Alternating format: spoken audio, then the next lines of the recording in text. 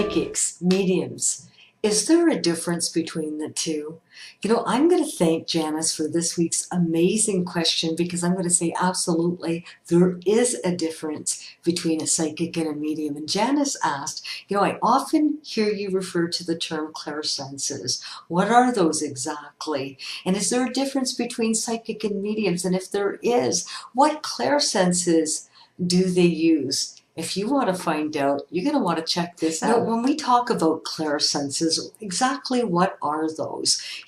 Clair is a French term that means clear. And so when we talk about seeing, hearing, feeling, smelling, touching, tasting, sensing, and when we put a psychic definition to that sensation or word, we're going to come up with things such as clairvoyance, clairaudience, clairsentience, clairsense, clairgustance.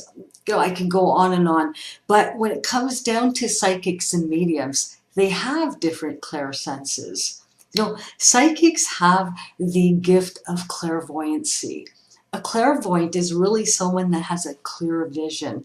And when I look at the definitions, it's really basically another vibrational frequency that they tap into to clearly see in the inner eye or the third eye, whatever it is that's been given to them from another realm or from this different type of vibrational frequency.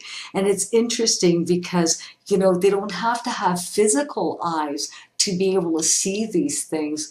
They're seeing these impressions and these visions inside of their third eye or inside their mind's eye. So very interesting that psychics use this sense. Psychics will also use what's called clairtangency. Clairtangency is an amazing ability that was once referred to as psychometry. So it's really having a clear touching or clear feeling of an object that you're holding. And it's interesting because when we talk about this, it's to handle an object or touch an area to perceive through the palms of one's hands information about the article or the owner of that article or the history around one or the other. So it's very interesting. Now, psychics use those gifts and those abilities to help interpret what they're seeing, to get messages across to those looking for this information. And so sometimes they could see the past, sometimes they could see the present or the future, and some psychics can see all three, and they're very, very gifted. Now, mediums use the very same gifts, but psychics and mediums are different. Psychics are not mediums, but mediums can be psychics because they use the gift of clairvoyancy or clear seeing to see in their mind's eye things that they're not physically seeing with their eyes. And so they have the same gifts. But if you're going to see someone, because you want to talk to a loved one, you're not going to go see just a psychic. You're going to see a psychic medium or just a medium. Now, some mediums don't like to admit that they're psychic because they want to use all of their gifts to be able to interpret what they're hearing, seeing, sensing, smelling, that kind of thing, which brings me to clairaudience. Now, clairaudience is the gift of clear audio or clear hearing, and really it's to perceive sounds or noises or words or extrasensory types of sounds, from sources, broadcast from spiritual realms, from other different types of realms. And so it's the inner ear, and it's kind of the mental tone that they're hearing within. And so they don't have to use their physical ear to actually hear these things. So they might be hearing a song inside their head, and then they start to sing it, and someone said, geez, it's funny, I just sang that song 20 minutes before I saw you. So it's interesting how clairaudience will work, for a medium, but most channelers will work with clairvoyance and clairaudience. So most of your mediums will have both of these abilities. Now, clairsentience is a very unique gift to have. It's basically a clear sensation or a very clear feeling about something, and really you can perceive that information without experiencing it, which is kind of interesting. And so you don't need any outer stimulation to feel these things, you're just getting it.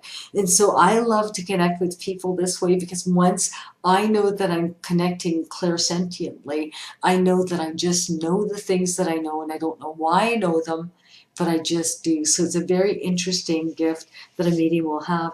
Now, clairscent is clear smelling. It's the ability to smell something that's really not in your environment at the time you're smelling it. Cigar smoke, baking and cooking, or pungent smells that are not physically in your environment, but medium is smelling these things. Along with that, they'll also get clairgustance, which is clear tasting. So tasting things that you're not physically tasting at the time. So for example, someone might be tasting vinegar, and there's a reason for that. Perhaps, the person communicating with them used to do a vinegar rinse, or it could be a million different reasons, but clairgustance is a very, very unique gift to have, and it actually works quite beautifully with clairscent, which is that clear smelling. We talked about clairtangency again. Psychometry mediums will possess this. They also have, and this is kind of a newer term for me, but clairempathy.